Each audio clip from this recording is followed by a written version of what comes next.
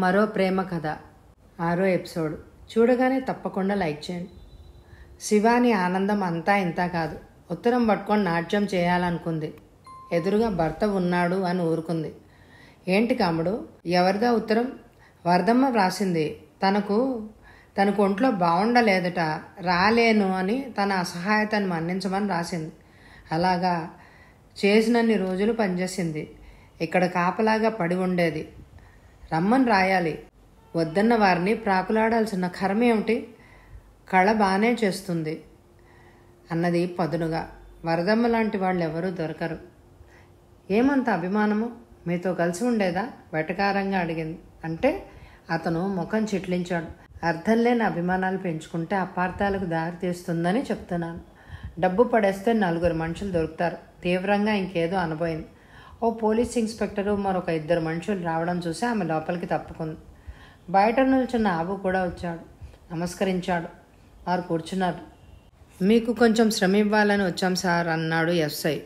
చెప్పండి. మేము సుందర్మూర్తి అనే వ్యక్తిని అరెస్ట్ చేశాం. అతని చరిత్ర చిత్రంగా ఉంది. అతను విశాఖలో, విజయవాడలో, వరంగల్లో, హైదరాబాద్లో 4 అమ్మాయిలను మోసగించి వివాహం చేసుకున్నాడు. హైదరాబాద్లో అతను చేసుకున్న అమ్మాయి రిపోర్ట్ చేసింది. విచారించి అరెస్ట్ చేసి 4 తగిలించాం.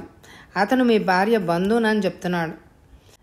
మా అయ్య దయతలిచి ఉద్యోగం ఇప్పించారు. అందుకే అతను ఇష్టం వచ్చినట్టు కూస్తున్నాడు. అతనికి మా అమ్మగారికి ఏం సంబంధం లేడు ఆబు అన్నాడు. నువ్వెవరు? ఎస్ఐ కాస్త విసుగ్గా చూశాడు. నేను అయ్యగారు నౌకర్ని. వారి మంచి చెడులు చూసుకుంటూ ఉంటాను అన్నాడు ఆబు. సిద్ధలింగయ్య ఆశ్చర్యంగా చూశాడు. ఆబు ఎందుకు కల్పించుకున్నాడో అర్థం కాలేదు. నిజమేనా సార్? అవునంటే పోయేదానికి బంధుత్వం అంతా తవ్వడం నచ్చలేదు. తనొక్కడే కాదు, భార్యను బయటకు లాగినట్టు అవుతుంది. అవునండి అన్నాడు అతి ప్రయత్నం మీద. ఎంత మర్చిపోదామన్నా అతను తనకు శివ కామేశ్వరిని పరిచయం చేశాడన్న సంగతి మర్చిపోలేక, సరే అవసరమైతే ఒకసారి స్టేషన్కి రావాల్సి ఉంటుంది సార్ అన్నాడు. అలాగే. కళ కాఫీ తెచ్చింది. ఎస్ఐ ముఖం చిట్లించాడు. కళ కలవరపడ్డట్టు చూసింది. కాఫీ అక్కడ పెట్టి వెళ్ళిపోయింది. ఈవిడ అనుమానంగా చూశాడు ఎస్ఐ. మా కొత్త పని మనిషి అన్నాడు ఆయన. ఈ కాలంలో పాతవారే ప్రాణాలు తీస్తున్నారు. కొత్త వారిని అస్సలు నమ్మడానికి వీల్లేదు. జాగ్రత్త. కాఫీ తాగి అందరూ వెళ్ళిపోయారు. అలా చెప్పామే ఆబు? మరి లేకపోతే ఎవరో వెధవ కోసం మన పరువు పోవడం బొత్తిగా నచ్చడం లేదయ్యా అన్నాడు. సిద్ధలింగయ్య ఆబుని పరీక్షగా చూశాడు. కానీ అతనిలో స్పష్టంగా కనిపించే మార్పుని చూడలేకపోయాడు. అతని దుస్తుల్లో, నడకలో, మాటలో అన్నిట్లో మార్పు వచ్చింది. ఆయన బయటికెళ్ళాడు. అతని జీపు కనుమరుగు అవగానే ఆబు శివాని మేడపైకి వెళ్ళాడు. తలుపు చేరవేసుకొని కళ వరండాలో కూర్చుంది. ఆమెకు అక్కడ కూర్చుంటే బయట నుండి ఎవరొచ్చేది కనిపిస్తుంది. వెంటనే బయట గుమ్మం ముందున్న కరెంటు బెల్లు కొడుతుంది. ఆబు దిగి పెరటి తలుపులు తీసుకొని వెళ్ళిపోతాడు. కళ చవకబారు నవలలు, కథలు చదువుతూ కూర్చుంటుంది. కావలసినంత తిండి, బట్టలు, డబ్బులు హాయిగా ఉంది. ఆ రోజు నిశ్చింతగా ఆలోచిస్తుండగా ఆమెకు అందమైన రాకుమారుడు తన కోసం వచ్చినట్టు కలొచ్చింది. ఎన్ని ఉన్నా సుఖం లేదు. అదే ఆమె విచారం. దాదాపు ప్రతిరోజు జరిగే తంతదే. ఆబు వసూళ్లు చేయడం లేదని సిద్ధలింగయ్య చివాట్లు కూడా వేశాడు. ఆబుకు ప్రపంచంలో ఉన్న సుఖమంతా దొరికినట్టుగా అనిపిస్తోంది. శివాని దయవల్ల అతనికి ఇల్లు అమరింది. భార్యను తెచ్చుకున్నాడు. దీపావళి పండగ దగ్గరకు వచ్చింది. ఆబుకు 500 రూపాయలు ఇచ్చింది శివాని. చాలా ఇచ్చారే? కన్ను గిట్టాడు. నాకు చాలా సంతోషంగా ఉంది ఆబు. ఎందుకు? ఆ సుందరమూర్తి గాడి పీడ విరగడైనందుకు అన్నది. అంతేనా? నవ్వాడు. మరి ఇంకెంత? నవ్వి ఇద్దరూ మేడ దిగి వచ్చారు. సర్పద్రష్టలా ఆగిపోయింది. ఆబు బయటికి వెళ్ళిపోయాడు. తలుపు దగ్గర నిలబడ్డ శ్రీకృష్ణ కళను తీసుకొని లోపలికి వచ్చాడు. అతని కళ్ళు అగ్నిగోళాల్లాగా ఉన్నాయి. ఇతడేనన్నమాట. ఏంటి? ఎందుకు? బాగున్నావా? కంగారుగా అడిగింది. ఇతనేనా నీ ప్రేమికుడు? మా నౌకరు అన్నది శివాని. శ్రీకృష్ణ ముఖం ఎర్రబడింది. అతన్ని ధోరణి శివానికి నచ్చలేదు. ఎందుకో ఎదురు చెప్పలేని తన అసహాయతను మనసులోనే తిట్టుకుంది. కూర్చో బాబా. అతను కూర్చున్నాడు. సూదంటూ రాయిలా ఉన్న అతని చూపు ఆమెను నిశ్చింతగా పరిశీలిస్తోంది. సుశీల బాగుందా? ధైర్యం కూడగట్టుకుని అడిగింది. బాగుంది, పొడిగా సమాధానం చెప్పాడు. కళ, కొంచెం కాఫీ పెట్టు. శివాని, కాఫీ తాగడానికి రాలేదు నేను, తీక్షణంగా అన్నాడు. ఎందుకొచ్చావు అన్నట్టు చూపులతోనే చూసింది. మీ పని మనిషిని బయటికి పంపించు. కళ వైపు చూసింది. కళ వెళ్ళిపోయింది బయటికి. మామయ్య బాధ చూడలేకొచ్చాను. ఆయనకెందుకు బాధ? నీకు జన్మనిచ్చారు కాబట్టి. శివాని, ఈ వివాహం నీకు బలవంతంగా ఎవ్వరు చేయలేదు, ఇష్టపడి చేసుకున్నావు. మళ్ళీ ఆ వివాహ బంధానికి కట్టుబడి ఉండకూడదా? శివానీలో ఒక చిన్న జ్వాల బయలుదేరింది. తన కోరికలు గ్రహించలేదు శ్రీకృష్ణ. పైగా నేరం తనదన్నట్టు మాట్లాడుతున్నాడు. మొండి ధైర్యం వచ్చింది. బజార్లోకి వెళ్ళి ఇష్టపడి కొన్న వస్తువే నాసిరకమైతే సరిపెట్టుకుంటామా బావా అన్నది తిరస్కారంగా.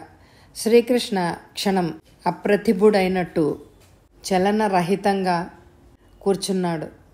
ఆ తర్వాత తేరుకున్నాడు. నాసిరకం వస్తువుకు, చేసుకున్న భర్తకు పోలిక తెచ్చే నీ మాటలకు జవాబు నా దగ్గర లేదు. ఇక ఊరుకోండి మరి అన్నది కాస్త విసుగ్గా. అతని బలహీనత ఏదో గ్రహించి నాసిరకం అని అంటున్నావు, బావుంది. అతని అండనే ఉంటూ అతడి నౌకర్తో తిరగడం ఆత్మవంచన కాదా? అన్ని పాత భావాలు, పాత మాటలు. పురుషుడికి స్త్రీ వల్ల సుఖం లేకపోతే మరో స్త్రీతో ఉండడం లేదా? అలాగే స్త్రీలుంటే తప్పేంటి? ఆ తప్పేమిటో ఇప్పుడు తెలియదు శివాని. నీ జీవితం నీ ఒక్కదాందే కాదు అని మీరంటారు, నాదేనని నేనంటాను బావా. ఎందుకీ కంఠశోష? మీ పవిత్రతకు, నీతికి ఒక దండం. నన్ను సుఖంగా బ్రతకనివ్వండి చాలు అన్నది టపీమని చేతులు జోడించి. శ్రీకృష్ణ ఆమెను చూడ్డం మినహా ఏమీ చేయలేకపోయాడు. ఆమె మళ్ళీ అదనుగా భావించి మాట్లాడింది. మా నాన్న నా సుఖం చూడలేక బాధపడుతున్నాడు అంటే అంతకంటే మూర్ఖత్వం మరొకటి లేదని చెప్పు. నాకు తండ్రే లేడనుకుంటాను. చాలా సంతోషం శివాని. వెటకారం చేయొద్దులే. వెటకారం కాదు, నిజంగానే అంటున్నాను.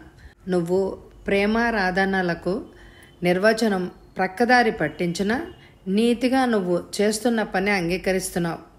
ధన్యవాదాలు. అతను వెళ్ళడానికి లేచాడు. అయితే మా ఇంట్లో కాఫీ కూడా తీసుకోవన్నమాట. ఒక్క ప్రశ్నకు జవాబిస్తావా శివాని? అడుగు. నీ పుట్టబోయే బిడ్డకు తండ్రి ఎవరని ప్రకటిస్తావు? పక్కపక్కా నవ్వింది శివాని. వెర్రిబావ, పిల్లలు, ఈ జంజాటం నాకు ఇష్టం లేదు. ఒకవేళ పుట్టినా మావారు తన పిల్లలనే అంగీకరిస్తారు. ఎందుకంటావేమో, రోజుకు 2 సార్లైనా గుర్తు చేస్తారు. తను ఈ వయసులో పిల్లల కోసమే వివాహం చేసుకున్నట్టు అన్నది.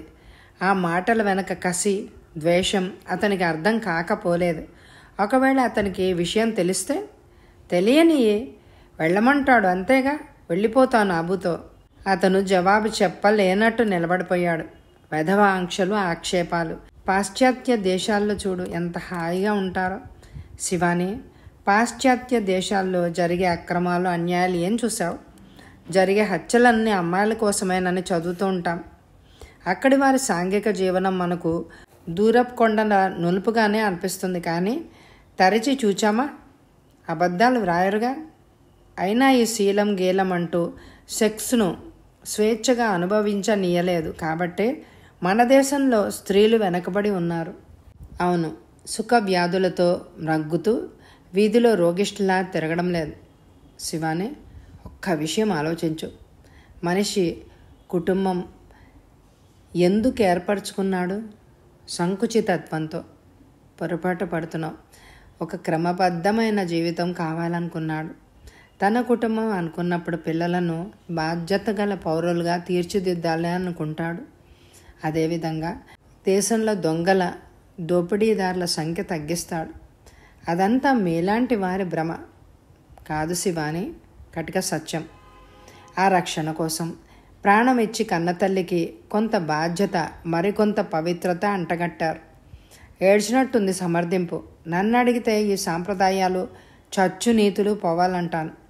అన్నం మన ముఖ్య ఆహారమే అయినప్పటికీ రుచి కోసం పిండి వంటలు తినడం లేదా? ఈ సెక్స్ కూడా అలాంటిదే. నెట్టూడ్చాడు. అతను వెనుతిరిగాడు. ఆమె తలకెక్కిన మైకం వదలదు అని అనుకున్నాడు. బావా, ఏం ఈ పూట నీతో గడపాలా? భుజం మీదుగా వెనక్కి చూస్తూ అన్నాడు. అంత దారుణంగా మాట్లాడడానికి నీకు నోరెలా వచ్చింది? ఈసారి శ్రీకృష్ణ నవ్వాడు. ఇందులో దారుణం ఏముంది? రుచులు మారాలన్నావు. ఆమె ముఖం ఎర్రబడింది. ఛీ, వెళ్ళిపో. మీ నాన్నకేం చెప్పమంటావు? కూతురు చచ్చిపోయిందని చెప్పండి. చెరచెర పైకి వెళ్ళిపోయింది. శివాని, అతను పిలిచాడు. 6వ మెట్టు మీద ఆగిపోయింది. మెట్లు చిన్న గదిలో నుండి ఉన్నాయి, అందుకే ఆమె నడుము భాగమే కనిపించింది. నీ భర్త ఈ దేశంలో పుట్టినవాడు. నీ స్వేచ్ఛ ప్రణయాన్ని హర్షించకపోవచ్చు. డబ్బు పుష్కలంగా ఉన్నప్పుడే ఇవన్నీ సాగుతాయి. జాగ్రత్త. నాకు ఎవరి సలహా అక్కర్లేదు. ఆమె పాదాలు ఒక్కొక్క మెట్టు ఎక్కుతూ ఉంటే ఆమె బలిపీఠంపైకి వెళ్తుందేమో అన్న భ్రమ కలిగింది అతనికి. అప్రయత్నంగా కళ్ళ నీళ్లు చిప్పిల్లాయి. భారంగా బయటకు నడిచాడు. సిద్ధలింగయ్య భోజనం కాగానే తాంబూలం సేవించే అలవాటుంది. వాటి కోసం వెండి పాందాన్ కొన్నాడు. అది అతను ముందు పెట్టుకొని కూర్చున్నాడు. శివాని వచ్చింది. ఏంటి ఆలోచిస్తున్నారు? మన వివాహమై 2 ఏళ్లైనా మనకి ఏ శుభవార్త లేదు. తొందరేం అన్నది నిర్లిప్తంగా. చూడు కాముడు, మనిద్దరికీ వయసులో ఉన్న తేడాను పురస్కరించుకొని ఎన్నో ఊహాగానాలు చేస్తున్నారు జనం. మొన్న ఒక స్నేహితుడు ఏమని సలహా ఇచ్చాడో తెలుసా? ఏమన్నాడు? ఆమె గుండెలు వేగంగా కొట్టుకుంటున్నాయి. ఆబూని పనిలోంచి మాన్పించమన్నాడు. నీ భార్య వయసులో ఉంది, అతను వయసు పిల్లాడే అని. దానికి నేను ప్రాముఖ్యత ఇవ్వలేదనుకో. కొందరు స్వభావం అంతేలేండి. ఏది అనకపోతే తోచదు. మన పెళ్ళైన కొత్తల్లో మీకు వరదమ్మకు సంబంధాలు అంటగట్టిన వాళ్ళు ఉన్నారు. ఎవరు వారు? కోపంగా అడిగారు ఆయన. అలాంటి వాటికి అతీతంగా ఎదిగిపోవాలి మనం. అందుకే కాముడు, మనకు సంతానం కలిగితే ఎవరి ప్రమేయం ఉండదు, ఎవరేమన్నా లక్ష్యం ఉండదు. పిల్లల విషయంలో నా అనుమానాలు నాకున్నాయి. ఏమిటి అడిగాడు ఆయన. ఏముంది, రేపు మీ వాళ్ళు వచ్చి ఎన్నో అవాంతరాలు లేవదీయొచ్చు. నా వాళ్ళంటూ ఎవరున్నారు? ఈ ఊళ్ళో ఉన్న దాయాదులు 4 తరాల నాటివాళ్ళు. మా తాతయ్య ఒక్కడే కొడుకు, మా నాన్న ఒక్కడే కొడుకు, ఆయనకు నేను ఒక్కడనే. శివాని జవాబు ఇవ్వక ఆ పాందాన్లో కలిసిపోయిన లవంగాలు, యాలకులు, ధనియాల పప్పు వేరు చేస్తోంది. అతనికి చిరాగ్గా ఉంది. నా మనసు మారి పుట్టే పిల్లలను అన్యాయం చేస్తానన్న అనుమానమా? అనుమానం ఉండడంలో అసహజం ఏం లేదు. మా ఊరి పక్కన రెడ్లు ఏం చేశారని ముసలి భర్తను చేసుకుని ఆయన వయసు మీరాక గర్భవతి అయింది. కొడుకు కోడలు ఇప్పుడు సంతానం ఎందుకని గుట్టు చప్పుడు కాకుండా అబార్షన్ చేస్తామన్నారు. దానికి ఆమె అంగీకరించలేదు. ఇంట్లో నుంచి వెళ్ళగొట్టారు. ఆమె వెళ్ళిపోయిందా? ఏం చేస్తుంది? ఊళ్ళో అధికారులు ఉన్నారు, రాజకీయ నాయకులు ఉన్నారు, సంఘ సేవకులు ఉన్నారు, రచయితలు ఉన్నారు. ఒక్కరూ నోరు విప్పలేదు. ఎవరి భయం వారిది. అన్ని మాటలు ఎందుకు? ఈ ఆస్తిపాస్తులన్నీ నీవే, నీ పేరు రాశాను సరే. ఆమె అంతరంగం పురివిప్పిన మయూరంలాగా నాట్యం చేసింది. తన మనసులోని మాట భర్త నోటి ద్వారా కక్కిచ్చింది. మీ ఇష్టం అంది తలవంచుకొని.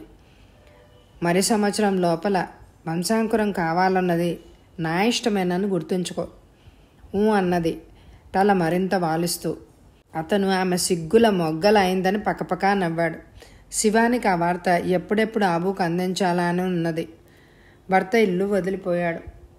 ఏం చెయ్యాలి? ఆయన కోసం ఎవరో రావడంతో ఆఫీస్ గదిలోకి వెళ్ళిపోయారు ఆయన. కళ, ఒసేయ్ వెళ్ళి ఆబూని పెరట్లోకి రమ్మను అన్నది సంతోష తరంగాల మీద తేలిపోతూ. కళ వెళ్ళిపోయింది. శివాని బయటకు వచ్చింది. ఇంటి ఆవరణలో ఏవో 4-5 మొక్కలున్నాయి. పెరట్లో రకరకాల పండ్ల మొక్కలు, పూల మొక్కలు, కొబ్బరి చెట్లు ఉన్నాయి. అది దాటి మరికాస్త ముందుకు వెళ్తే పశువుల శాల ఉంది. అక్కడ పాడి గేదెల్ని కట్టేస్తారు. వెళ్ళి జామ చెట్టు కింద కూర్చుంది శివాని. పెరటి తలుపులు లోపల నుండి వేస్తూ వచ్చాడు ఆబు. ఏంటి పగలే పిలిచావు? అయ్యగారు ఇంట్లో ఉండగా? కాస్త విసుగ్గా చూశాడు ఆబు. ఆబు, నేను విన్న సంతోష వార్తను నీకు చెప్పకుండా ఎలా ఉండాలి? అందుకే పిలిచాను. అతనికి ఎదురెళ్ళి అతని మెడపై చేతులేసింది. ఏమిటి? ముఖం చిట్లించాడు. ఊహించు చూద్దాం. ఏ క్షణంలో అయ్యగారు వస్తారో అని నా గుండె బిక్కు బిక్కుమంటోంది. నా బుర్ర ముద్దు బారిపోతోంది. ఈ ఆస్తి అంతా నాదే. ఆయన నా పేరు పెట్టాడు. అతని ముఖం కూడా ప్రసన్నమైంది. అయినా డబ్బు గురించి నువ్వెప్పుడు ఇబ్బంది పడలేదే అన్నాడు. అబ్బా, అది కాదు ఆబు. ఒకవేళ ఇప్పుడు మన సంగతి బయటపడ్డా పర్వాలేదు. నీ వాలకం చూస్తే ఈరోజే బయట పడేసి ఇద్దరం చిప్పవుచ్చుకునేలాగా చేస్తావు. అయ్యగారు ఉన్నప్పుడు పిలవద్దు, జాగ్రత్త. అతని మాటలు పూర్తి కాకముందే వగరుస్తూ కళ పరిగెత్తుకొచ్చింది. అయ్యగారు ఆబుని ఒక 10 సార్లు పిలిచారమ్మా, బజారుకు పంపానని చెప్పాను. ఆబు త్వరగా పెరటి తలుపు వైపు పరిగెత్తాడు. ఆగు, బజారెళ్ళి ఏం తెచ్చామంటే ఏం చెప్తావు? కళ పరిగెత్తుకు వెళ్ళి అంతక్రితమే తెప్పించిన గసగసాల పొట్లం అతని చేతికిచ్చింది. శివానీకి మండింది. ఈ టీవీ, ఈ మగసిరి ఉన్నవారెవరు? ఇంతవరకు కనిపించలేదు అని అనుకుంది. ఒక విధంగా ఆబు అంటే ఆమెకు పిచ్చి అభిమానం అనుకోవాలి, కామకురాలు అనుకోవడానికి వీల్లేదు. మెల్లగా ఇంట్లోకి వచ్చింది. కాముడు ఆదుర్దాగా వచ్చాడు సిద్ధలింగయ్య. ఏంటి, మీ నాన్నగారి ఆరోగ్యం పూర్తిగా పాడైపోయిందట.